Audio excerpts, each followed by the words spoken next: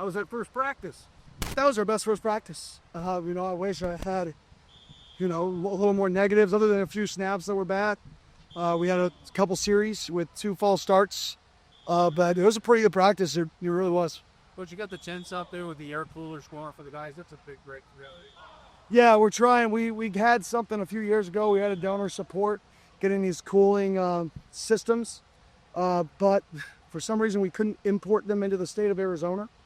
I don't know all the rules, so now we did a different method to cool our guys down.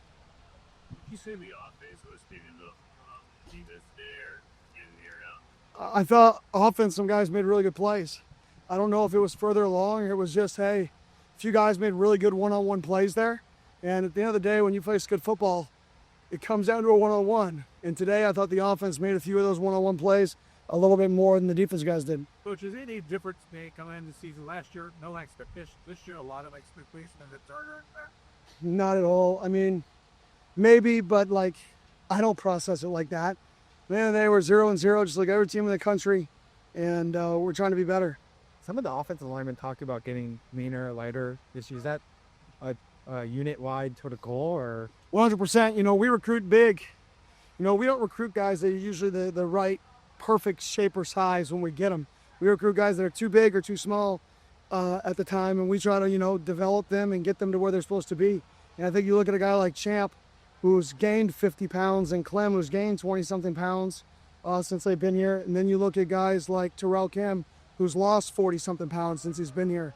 So, I mean, you look at the balance, and I just think it's more, what do you need to do to play at your best? Bottom line, if you need to lose weight, and have a walking club like Skrilla led. If you need to gain weight, gain it. But at the end of the day, weight control is easy because you choose it. Some things are hard. Learning, that's tough. Some people, it's hard to learn. You can practice and you still forget. Being able to control what you put in the body is self-controlled. If I wanted to be skinny, I could. I obviously choose to not, right? That is a self-choice that I make every single moment that I'm about to make in 20 minutes. Coach, with so many returners coming up, you got 6'2" guy that led it be 6 games last year. How do you feel about those guys being able to work and bring you to the table? Yeah, I mean, I think they know what they're doing at practice. They know how to practice. We didn't have nearly as many guys on the ground, right? They know the standard, so they know when they don't hit it. Nobody's going to be perfect. Nobody's going to go out there and do everything that exactly how we want it all the time.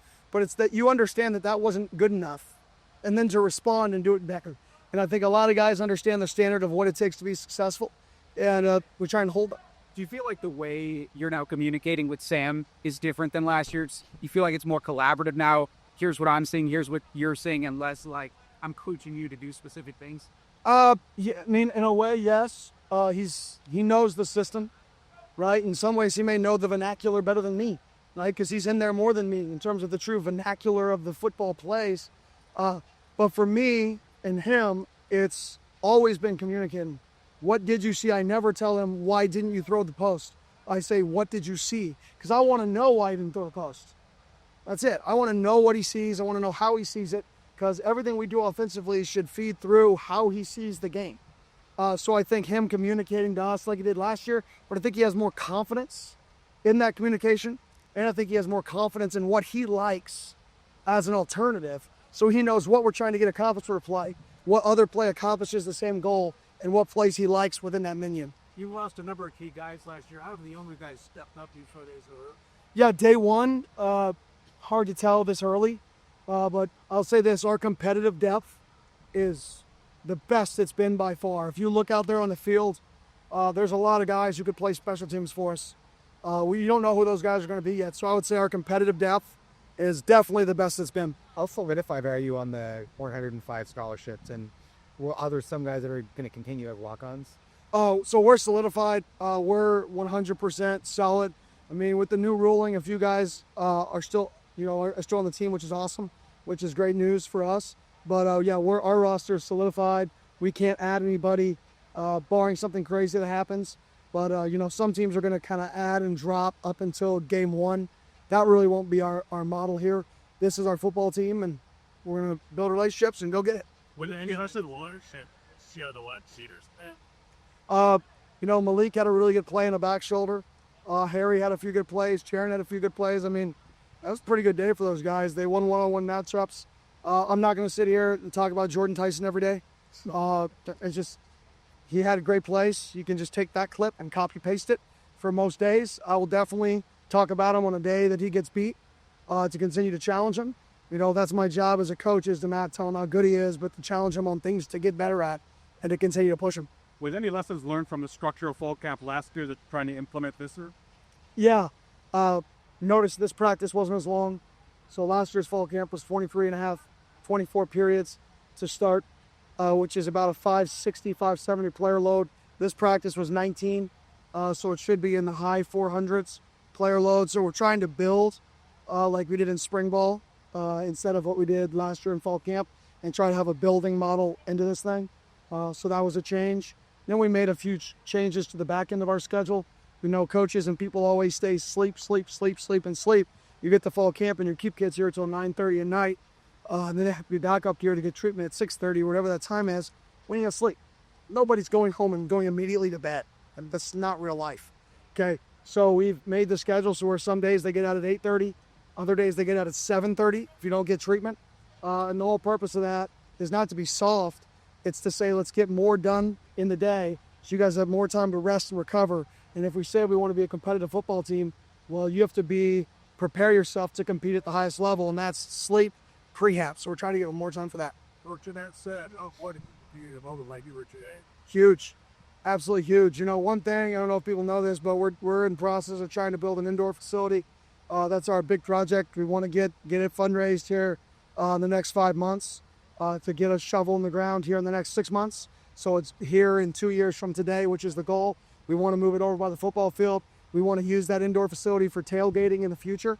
So we have an indoor tailgating location for fans to come and make it an awesome tailgate experience, like the 16th hole of the Waste Management Open.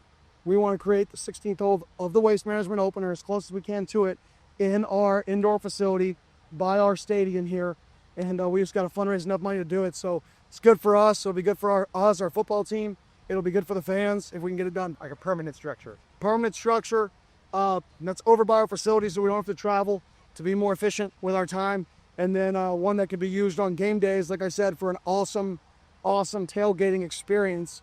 That way people don't have to be out there in the scorching heat. Whose idea was it to have that 60-pool experience? Oh, 100% mine. This is a lifestyle city. This is a city built on fun. No offense to golf, but people don't go to the Waste Management Open to watch the golf. They go for the experience and the fun and the entertainment. So if we have a structure that becomes the best sports bar / tailgating event in town every single week right outside of our stadium, right? I think it could become one of the places to be on Saturday if it's done right. If we can fundraise enough money to do it right, not just for our football team, but for the fan experience. So that's the goal. What are the avenues for fundraising that you guys are trying to get to? Begging. But for real, I mean, isn't that fundraising? But we're trying to get to, the $15-ish million mark to start the project.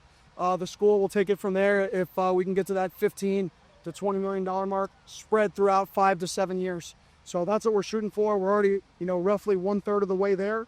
Like I said, I really think it could be something that if we got built, one, for our players, huge advantage, not having to travel and having a bigger indoor for us, and then two, for the fan experience, to be able to just go right there and tailgate and the band be in there and us walk through pregame. It could be a really fun deal. Anything sticking out today in terms of any sure issue with it for playing you did? Yeah, I mean, obviously we had 2 or 3 bad snaps today, low and a little fast. We got to slow it down. 2 false starts, which isn't good enough for us. Defensively, we had a few busts, and we were getting out of like man zone calls, some combo call stuff. So we got to clean that up, especially vertically in the seam. I like to look at, and then some of the young guys understanding how to practice. Some of the times they were on the ground. The young guys, the third group was on the ground too much. The older guys were really good. Third guys, they'll learn how to practice and stay on their feet. Overall, you happy with Wade? One more. Overall, you happy with first left? But that was our best first day. Like I said, I don't like to sing as many praises as I like to do, say more negative, especially when our guys are getting a lot of praise. But today's a good day. And the one thing I'm not going to do is be fake just to say it. Today's a good day. Kudos to them. Tomorrow could be shitty. We'll find out. Thank you. Shit.